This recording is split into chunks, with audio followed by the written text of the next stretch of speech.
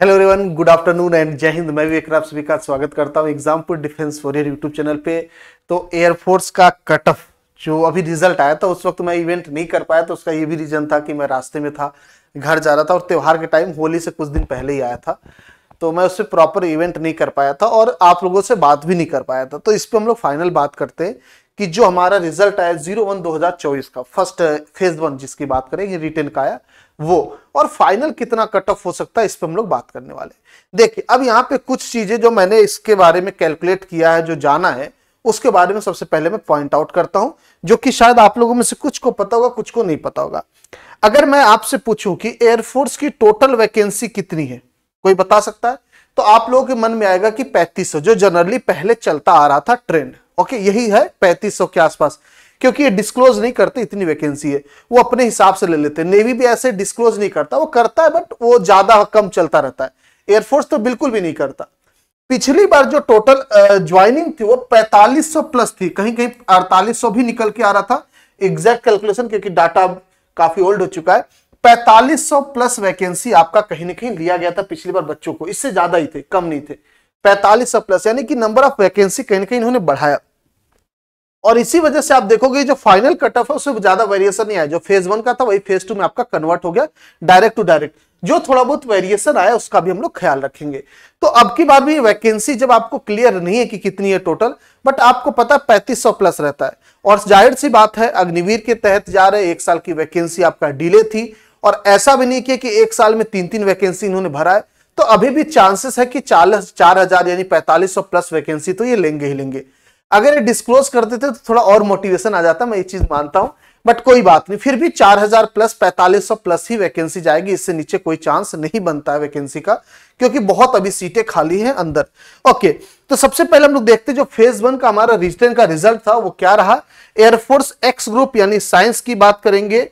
Science यानी कि x group boys category, girls category आपके सामने, वाई यानी कि अदर देन साइंस जिसको बोलते हैं हम लोग। बॉयज का जो कट ऑफ गया 22 और ये भी 22। पिछली बार भी बॉयज गर्ल्स का एक्स ग्रुप का सेम था, अब की बार भी सेम है। आई थिंक पिछली बार 23 था, एग्जैक्ट अगर आप देखोगे तो पिछली बार 23 था। और अदर देन साइंस में काफी चेंज देखने को मिला। पिछली बार बॉयज का कम था, गर्ल्स का ज्यादा कट ऑफ था। आप देखेंगे 02/2023 की बात कर रहा हूं, आप देखेंगे आपको मिलेगा काफी ज्यादा। ये आई थिंक 35 था, ये 35 था, ये आपका 29 वगैरह के आसपास था, कुछ था ऐसे ही ना। अब की बार पूरा उल्टा हो गया। अब ये सारी चीजें मैं वाई ग्रुप में हमेशा कहता हूं, वाई ग्रुप में एक्सपेक्टेशन लगाना, वाई ग्रुप के बारे में कोई भी कैलकुलेशन देना बड़ा डिफिकल्ट टास्क होता है। क्यों?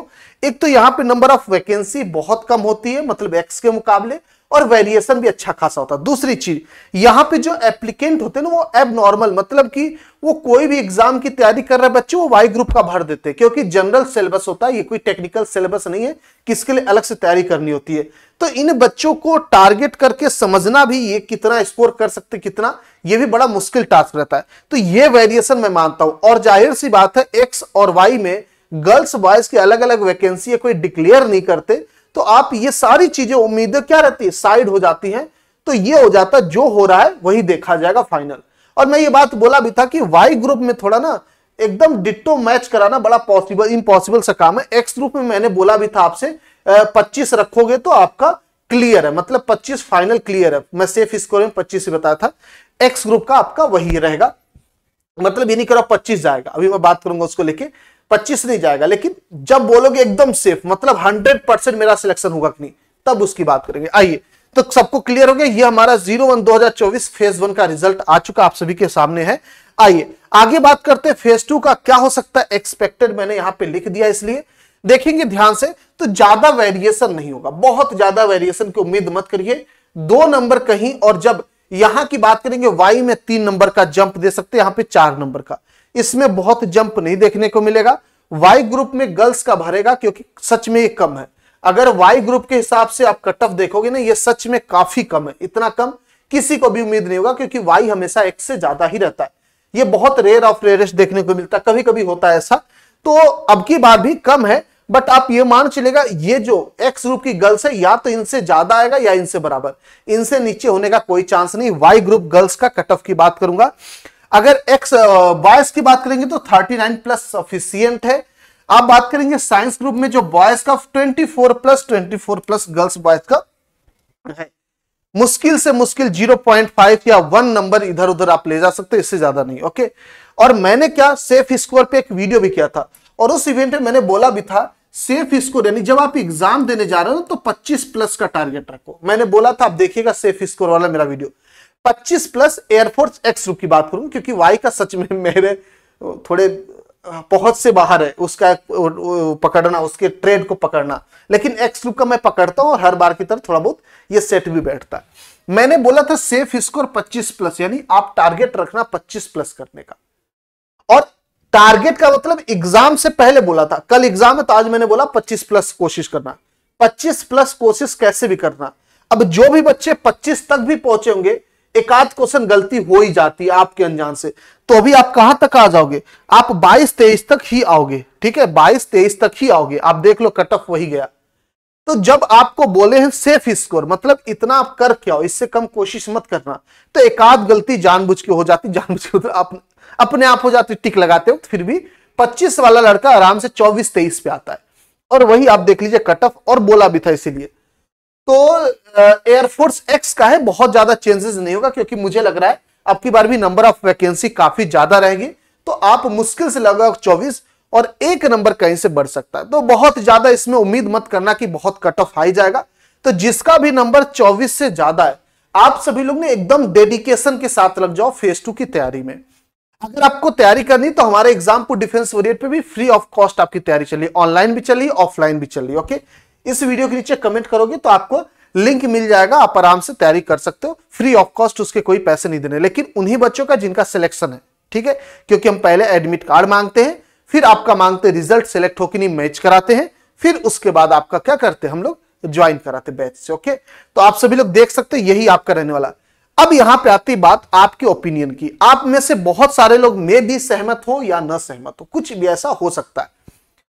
अपने हिसाब से आप अपना ओपिनियन जरूर बताना, क्योंकि सभी बच्चों का ओपिनियन जानना बहुत जरूरी होता है। बहुत सारे बच्चे ऐसे होते हैं जो हो सकता है जिनका पेपर बहुत इजी आ गया, बहुत टफ आ गया हो, क्योंकि नॉर्मलाइजेशन के बाद का यह है 22 नंबर। ठीक है, नॉर्मलाइजेशन के बाद का, तो टफ और इजी के हिसाब से वो एक्सपेक्ट करते कि नहीं टफ था तो और नीचे जाएगा, इजी है तो और ऊपर जाएगा, तो उनका होता है। उस हिसाब से आप अपना ओपिनियन देना कि आपके हिसाब से क्या होना चाहिए, और जो भी मुझे लगेगा कि नहीं मेरा गलत हो सकता, किसी बच्चे का सही हो सकता ओपिनियन, तो मैं उसको लाइक भी करूंगा, उसके नीचे कमेंट भी, उसको हर्ट भी दे देंगे ताकि और बच्चे उसको देखें और समझ जाए कि क्या सही है। रीजन के साथ देना ना, आपके हिसाब से क्या रीजन हो सकता है। ओके, तो ये रहा कंप्लीट मेरे हिसाब से एनालिसिस जो आपको देखने को मिलेगा।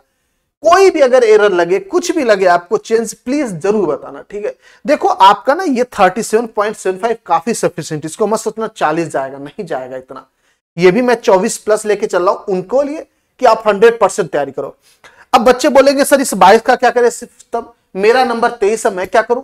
देखो 22 से 23 के बीच में जो है थोड़ा सा मैं सच बताऊं मुश्किल है। 22 से 23 वाले थोड़े से मुश्किल है, मतलब मैं ना ही बोलूं, बहुत रेयर केस रहेगा कि 22 पे ही सिलेक्शन हो जाए, लेकिन फिर भी 22 से 23 वाले आप दूसरे एग्जाम की भी तैयारी करो और इसके रिजल्ट का भी वेट करो, या फेज 2 की भी तैयारी करो। ओके, तो फेज 2 की भी तैयारी करो, रिजल्ट का तो फेज 2 की भी तैयारी करो और साथ साथ किसी और एग्जाम को भी पकड़ के रखो। 100% इधर मत लगो।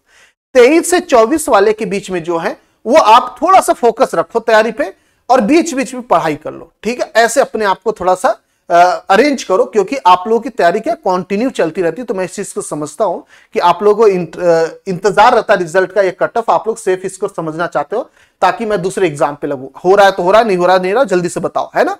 तो मैं आपको बता दिया, अगर आपका स्कोर 22 से 23 के बीच में है तो आप लोग 50-50% रखिए।